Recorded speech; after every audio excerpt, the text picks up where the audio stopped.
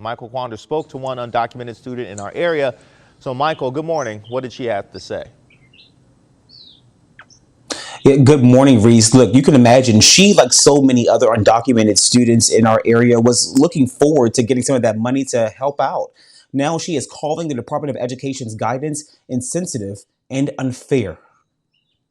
So I migrated to the U.S. in 2006 from Bolivia. Claudia Quinones moved to America with her mom to escape political unrest and what she called an uncertain future in Bolivia. My mother didn't want that for me. She wanted me to have a better life, a better future. So my mother and I migrated. She's an undocumented immigrant in the Deferred Action for Childhood Arrivals program, or DACA, which shields some immigrants from deportation.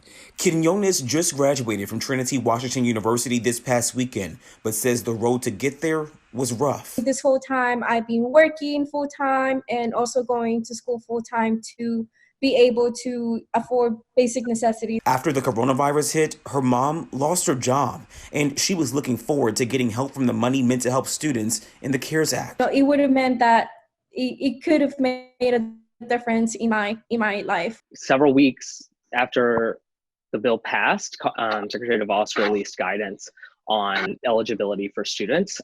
And in that, she said that students had to be eligible for federal student aid under Title IV of the Higher Education Act, essentially cutting out DACA recipients and other undocumented students. Wesley Whistle is a senior advisor of policy and strategy at New America. It's a think tank in D.C. He says the language in the CARES Act didn't make these grants under Title IV. But a spokesperson for the Education Department disagrees. They said in a statement, the CARES Act clearly ties eligibility for this funding to Title IV eligibility. Congress could have chosen to include DACA students and other foreign nationals in the legislation, or granted the department the authority to send money to non-citizens, but they did neither of those things. They're saying that, hey, Congress could have put the language in there to specifically include DACA students or other students like that, but they did not. Congress also could have put in a restriction on undocumented students, but they didn't. We are students just like anyone else.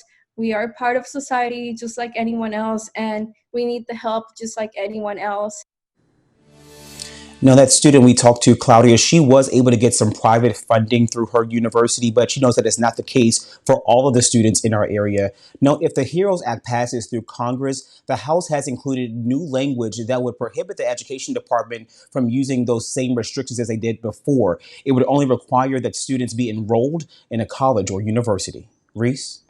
All right, thank you very much. Their battle continues, and I'm sure they appreciate having you as their voice this morning.